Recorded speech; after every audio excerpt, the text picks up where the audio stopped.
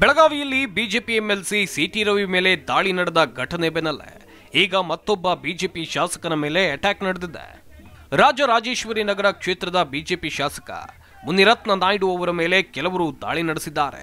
ಮುನಿರತ್ನ ಅವರ ತಲೆಗೆ ಮೊಟ್ಟೆಯಿಂದ ಹೊಡೆದಿರೋ ಘಟನೆ ಬೆಂಗಳೂರಿನ ಕಂಠೀರವ ಸ್ಟುಡಿಯೋದ ಬಳಿ ನಡೆದಿದೆ. ಇಂದು ಕ್ಷೇತ್ರದ ಲಕ್ಷ್ಮೀದೇವಿ ನಗರದಲ್ಲಿ ವಾಜಪೇಯಿ ಅವರ ಹುಟ್ಟುಹಬ್ಬದ ಕಾರ್ಯಕ್ರಮದಲ್ಲಿ ಮುನಿರತ್ನ ಭಾಗವಹಿಸಿ ವಾಪಸ್ ಆಗ್ತಾ ಇದ್ದಾಗ ಕಲ್ಲು ಮತ್ತು ಮೊಟ್ಟೆಯಿಂದ ದಾಳಿ ಮಾಡಲಾಗಿದೆ. ಮುನಿರತ್ನ ಕಾರಿನ ಗಾಜಿನ ಮೇಲೆ ಕಲ್ಲು ಕೂಡ ಬಿದ್ದಿದೆ ಅಂತ ವರದಿಯಾಗಿದೆ. ಅದೃಷ್ಟವಶಾತ್ ಮುನಿರತ್ನ ಅವರಿಗೆ ಯಾವುದೇ ಅನಾಹುತ ಸಂಭವಿಸಿಲ್ಲ. ಮುನಿರತ್ನ ಅವರ ಕಾರು ಬರ್ತಾ ಇದ್ದಂತೆ ಬೇರೆ ಪಕ್ಷದ ಕಾರ್ಯಕರ್ತರು ಮುನಿರತ್ನ ಅವರ ಮೇಲೆ ಮೊಟ್ಟೆ ಹಾಗೂ ಕಾರಿನ ಮೇಲೆ ಕಲ್ಲು ಎಸೆದುಬಿಟ್ಟಿದ್ದಾರೆ. ಬೆಂಗಳೂರಿನ ಕಂಠೀರವ ಸ್ಟುಡಿಯೋದ ಬಳಿ ಈ ಘಟನೆ ನಡೆದಿದೆ. ಮುನಿರತ್ನ ಕಂಡು ಕೂಡಲೇ ಕಾಂಗ್ರೆಸ್ ಕಾರ್ಯಕರ್ತರು ಅವರ ಕಾರಿನತ್ತ ಮೊಟ್ಟೆ ಎಸೆದು ಗಲಾಟೆ ಮಾಡಿದ್ದಾರೆ ಅಂತ ತಿಳಿದು ಬಂದಿದೆ. ಬಳಿಕ ಬಿಜೆಪಿ ಕಾರ್ಯಕರ್ತರು ಕೂಡ ಈ ಘಟನೆಯನ್ನ ಖಂಡಿಸಿ ಕಾಂಗ್ರೆಸ್ ಕಾರ್ಯಕರ್ತರ ಜೊತೆ ಜೋರು ಗಲಾಟೆ ಮಾಡಿದ್ದಾರೆ. ಎರಡೂ ಪಕ್ಷಗಳ ಕಾರ್ಯಕರ್ತರು ಕೈ ಮಿಲಾಯಿಸುವ ಹಂತಕ್ಕೂ ತಲುಪಿದ್ದಾರೆ. ಈ ವೇಳೆ ಮಾರಾಮಾರಿಯೂ ನಡೆದಿದೆ. ಪೊಲೀಸರು ಸ್ಥಳಕ್ಕೆ ಬಂದು ಪ್ರತಿಭಟನಾಕಾರರನ್ನ ವಶಕ್ಕೆ ಪಡೆದಿದ್ದಾರೆ. ಈ ಬಗ್ಗೆ ಮಾತನಾಡಿರೋ ಮುನಿರತ್ನ, ಕಾಂಗ್ರೆಸ್ ನಾಯಕಿ ಕುಸುಮಾ ಹನುಮಂತರಾಯಪ್ಪ ಅವರನ್ನ ಶಾಸಕಿಯಾಗಿ ಮಾಡೋಕೆ ನನ್ನ ಮೇಲೆ ಈ ದಾಳಿ ನಡೆದಿದೆ. ಕುಸುಮಾರನ್ನ ಎಂಎಲ್ಎ ಮಾಡೋಕೆ ಡಿಕೆ ಸುರೇಶ್, ಡಿಕೆ ಶಿವಕುಮಾರ್ ಅವರ ಕಡೆಯವರು ನನ್ನ ಮೇಲೆ ದಾಳಿ ನಡೆಸಿದ್ದಾರೆ. ನನ್ನ ಮೇಲೆ ನಡೆದಿರೋದು ಆಸಿಡ್ ದಾಳಿ ಅಂತ ಮುನಿರತ್ನ ಗಂಭೀರ ಆರೋಪ ಮಾಡಿದ್ದಾರೆ. ಶಾಸಕ ಸ್ಥಾನಕ್ಕೆ ರಾಜೀನಾಮೆ ನೀಡುವಂತೆ ಒತ್ತಾಯ ಮಾಡ್ತಿದ್ದಾರೆ. ಇತ್ತೀಚೆಗೆ ಕೆಲವರು ಮನೆಯ ಮುಂದೆ ಬಂದು ರಾಜೀನಾಮೆ ಕೊಡಿ, ಇಲ್ಲದೆ ಇದ್ರೆ ನಿಮ್ಮನ್ನ ಕೊಲೆ ಮಾಡ್ತೇವೆ ಅಂತ ಬೆದರಿಕೆಯನ್ನ ಹಾಕಿದ್ರು ಅಂತ ತಿಳಿಸಿದ್ರು ಅಂತಾನು ಹೇಳಿದ್ರು. ಎಲ್ಲೋ ಕಪ್ಪು ಕೋಟ್ ಹಾಕಿ ಲಾಯರ್ಗಳ ರೂಪದಲ್ಲಿ ಬಂದು ನನಗೆ ಹೇಳಿದ್ದಾರೆ ಅಂತ ನನಗೆ ಅನ್ನಿಸ್ತಾ ಐತೆ. ಯಾಕಂದರೆ ಲಾಯರ್ ವೃತ್ತಿ ಮೇಲೆ ಗೌರವ ಇದೆ, ಲಾಯರ್ಗಳು ಹಂಗೆ ಹೇಳಲ್ಲ. ಇವ್ರು ಯಾರೋ ಬಂದು ಅವ್ರ ಕಡೆಯವರೇ ಬಂದು ಹೇಳಿರೋದು. ಅವ್ರು ಹೇಳಿದ್ದು ಒಂದೇ, ನೀನು ರಾಜೀನಾಮೆ ಕೊಡು, ಕುಸುಮಾ ಮಿನಿಸ್ಟ್ರ್ ಆಗಬೇಕು. ಕುಸುಮಾ ಮಿನಿಸ್ಟ್ರ್ ಆಗಿಲ್ಲ ಅಂದರೆ ನೀನು ಬಿಡಲ್ಲ, ನೀನು ರಾಜೀನಾಮೆ ಕೊಡು, ಅವ್ರನ್ನ ಮಿನಿಸ್ಟ್ರ್ ಮಾಡಬೇಕು. 2 ಸಾರಿ ಸೋತಿದ್ದೀರಿ. ಡಿ ಕೆ ಶಿವಕುಮಾರ್ ಒಂದು ಮಾತು ಹೇಳ್ತಾರೆ, ಕೊಂಡಿ ಕಳಿಸ್ತೀನಿ ಅಂತ ಹೇಳಿದ್ದಾರೆ. ಕೊಂಡಿ ಕಳಿಸ್ತೀನಿ ಅಂದರೆ ಅದರ ಅರ್ಥ ಕೊಲೆ ಮಾಡಿಸ್ತೀನಿ ಅಂತ. ನನ್ನ ಕೊಂಡಿ ಕಳಿಸೋದಕ್ಕೆ ಡಿ ಕೆ ಶಿವಕುಮಾರ್ ಸಿದ್ಧತೆ ಮಾಡ್ಕೊಂಡಿದ್ದಾರೆ.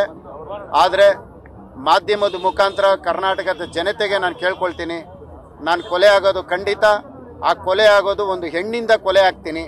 ಆ ಹೆಣ್ಣು ಬೇರೆ ಯಾರೂ ಅಲ್ಲ, ದಿವಂಗತ ಪ್ರಾಮಾಣಿಕ ನಿಷ್ಠಾವಂತ ಒಂದು IAS ಆಫೀಸ್ ಆಗಿದ್ದಂತಹ IAS ಆಫೀಸರು ಡಿ ಕೆ ರವಿಯವರ ಪತ್ನಿ ಕುಸುಮಾರ್ ಅವರ ಒಂದು ರಾಜಕೀಯದ ಸ್ವಾರ್ಥಕ್ಕೆ ಇವರೆಲ್ಲರನ್ನು ಉಪಯೋಗಿಸ್ಕೊಂಡು ನನ್ನ ಕೊಲೆ ಮಾಡೋದಕ್ಕೆ ಈ ಸಂಚು ಮಾಡ್ತಾ ಇದ್ದಾರೆ.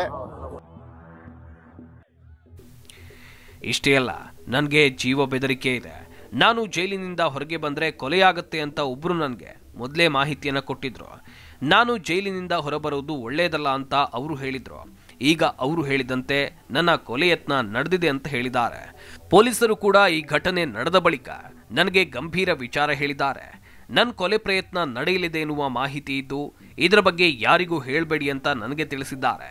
ಇದೆಲ್ಲ ನಡೀತಾ ಇರೋದು ಡಿಕೆ ಶಿವಕುಮಾರ್, ಡಿಕೆ ಸುರೇಶ್ ಮತ್ತು ಕುಸುಮಾ ಕುಮ್ಮಕ್ಕಿನಿಂದ ಅಂತ ಆರೋಪವನ್ನು ಮಾಡಿದ್ದಾರೆ. ನಾನು ರಾಜೀನಾಮೆ ಕೊಡಬೇಕು ಅಂತ ಮೊದಲಿನಿಂದಲೂ ಒತ್ತಡ ಇದೆ. ರಾಜೀನಾಮೆ ಕೊಡದೇ ಇದ್ರೆ ನನ್ನನ್ನ ಕೊಲೆ ಮಾಡೋದಾಗಿ ಬೆದರಿಕೆ ಹಾಕುತ್ತಲೇ ಬಂದಿದ್ದಾರೆ. ಈ ಬಗ್ಗೆ ಸಿಎಂಗೆ ಹೇಳಿ ಏನ್ ಪ್ರಯೋಜನ ಇಲ್ಲ. ನನ್ನ ಪ್ರಾಣಕ್ಕೆ ಏನೇ ಆದರೂ ಡಿಕೆ ಶಿವಕುಮಾರ್, ಡಿಕೆ ಸುರೇಶ್, ಕುಸುಮಾ ಹಾಗೂ ಕೆಲವು ನಾಯಕರೇ ಹೊಣೆ ಅಂತ ಈಗಾಗಲೇ ಪ್ರಧಾನಿ ನರೇಂದ್ರ ಮೋದಿ ಹಾಗೂ ರಾಷ್ಟ್ರಪತಿಗಳಿಗೂ ಪತ್ರವನ್ನ ಬರೆದಿದ್ದೇನೆ ಅಂತ ಮುನಿರತ್ನ ಹೇಳಿದ್ದಾರೆ. ಕೊಲೆ ಮಾಡೋದಕ್ಕೆ ಈ ಸಂಚು ಮಾಡ್ತಾ ಇದ್ದಾರೆ. ಲಕ್ಷ್ಮೀ ಹೆಬ್ಬಾಳ್ಕರ್ ಸಚಿವರಾಗಿದ್ದಾರೆ, ಇವರು ಸಚಿವರಾಗಬೇಕು ಅನ್ನೋದಕ್ಕೆ ಇಷ್ಟೆಲ್ಲ ನಡೀತಾ ಇರೋಂಥ.